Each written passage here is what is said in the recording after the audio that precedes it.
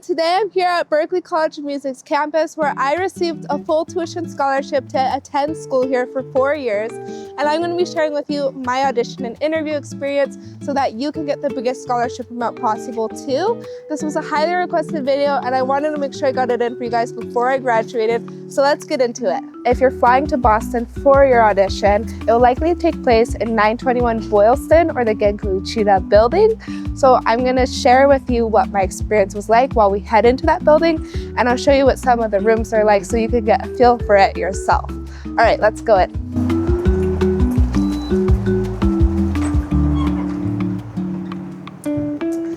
So your audition will be broken down into 4 different sections. You have your prepared piece, your improvisation, your sight reading, and your ear training. So for my prepared piece, I actually played a classical piece called Rhapsody by this composer. I don't know exactly how to pronounce it, so I'm putting it there on the screen, but I'll show you a little clip.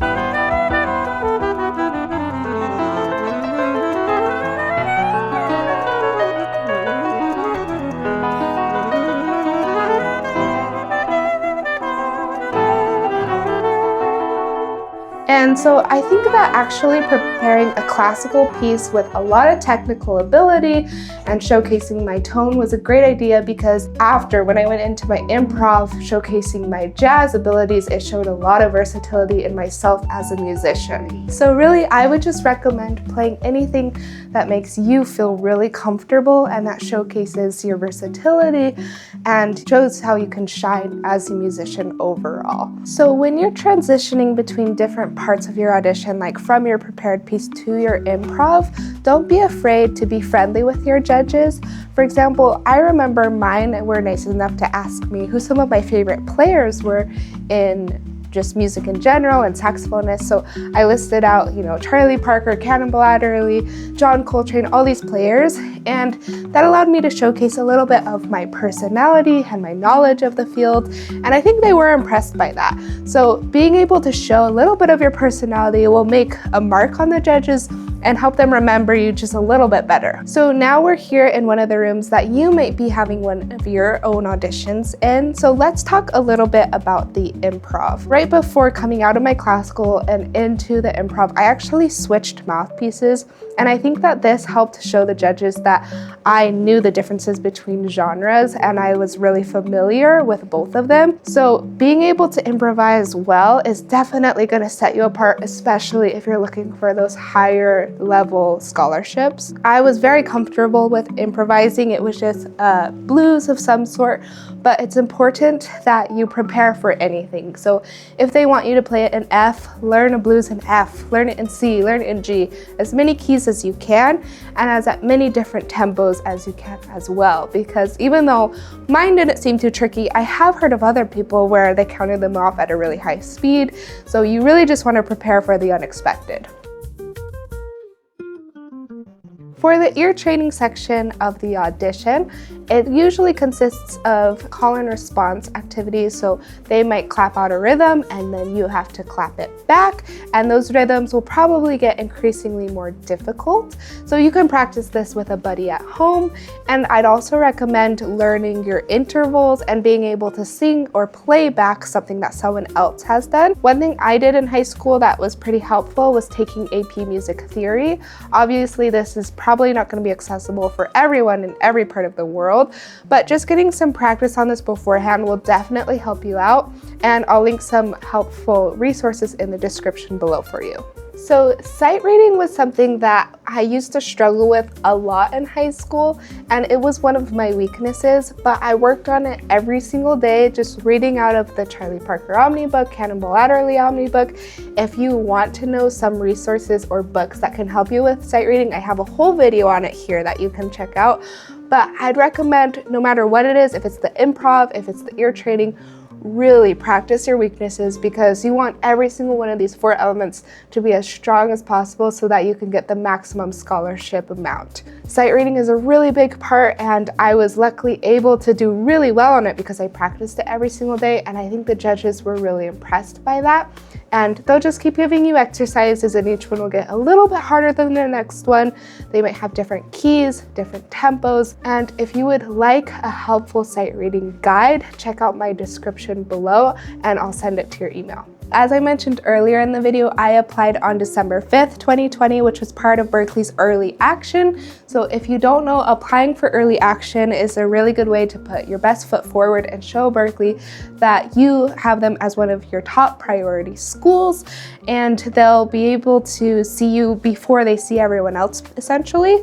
And I was able to get my scholarship and my results back just 1 month later on January 5th, 2021. So I'd highly recommend you jump on the ball and apply for Early Action. So it's important to prepare for your interview just as much as you do for your audition, because it's weighed just as heavily.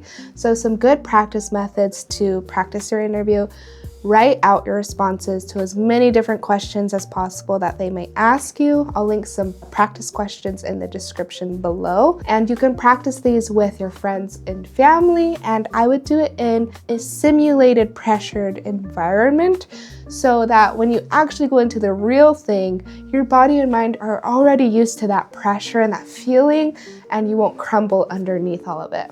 Another good trick is to practice your responses in front of a camera and watch it back, and then you'll see if you're using too many filler words like well, and just get rid of that and go straight to the point, because you don't have that much time. I actually did have a little bit of time at the end, and so it's important that you don't rush as well.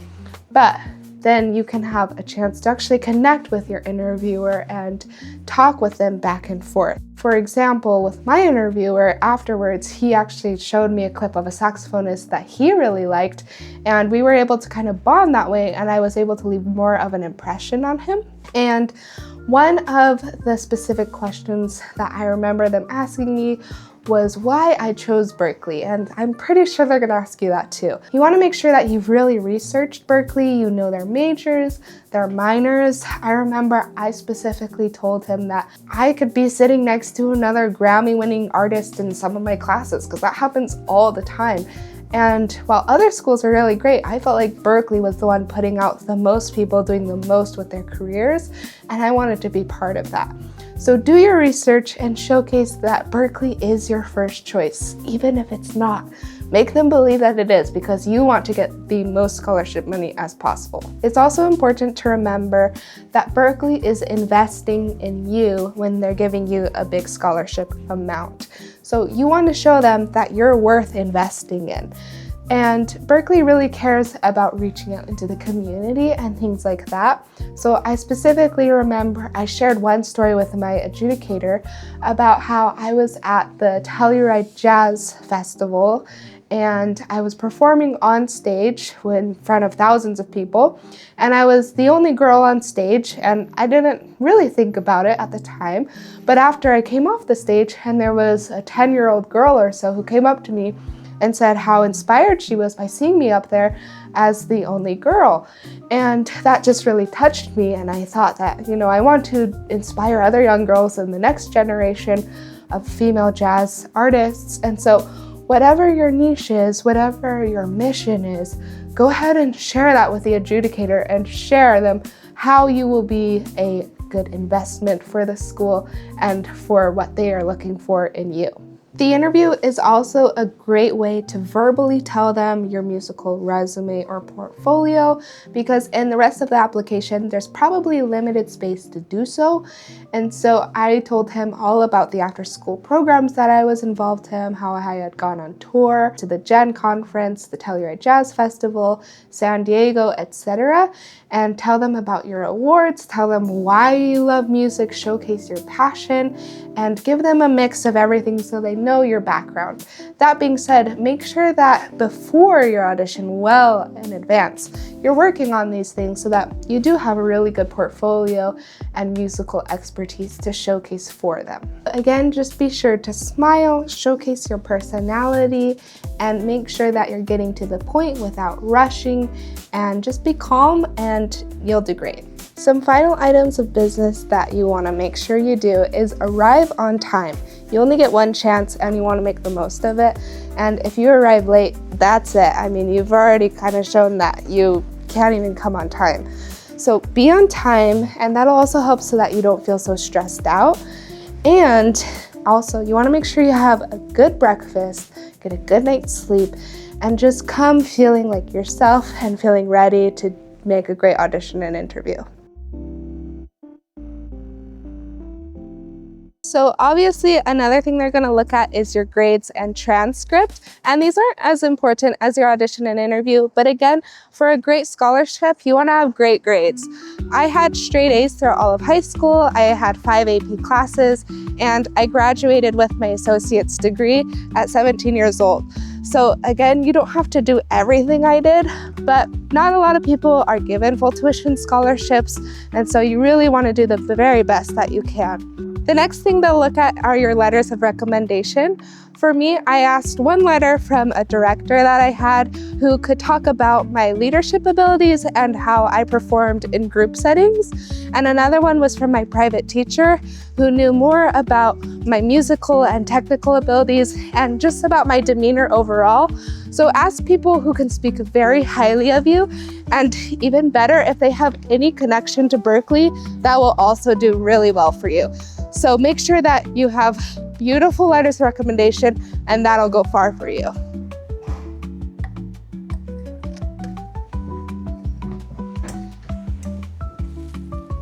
So I never even thought it would be possible to attend school here, let alone be able to pay for it. In fact, here's a clip of when I was opening my scholarship email and my letter. Wow, made Berklee. Now time to see if I can afford it. We're delighted to inform you that you have been selected to receive a full tuition scholarship to attend Berklee. Awesome. Now that is awesome. Oh my God. That is amazing. How much is that scholarship?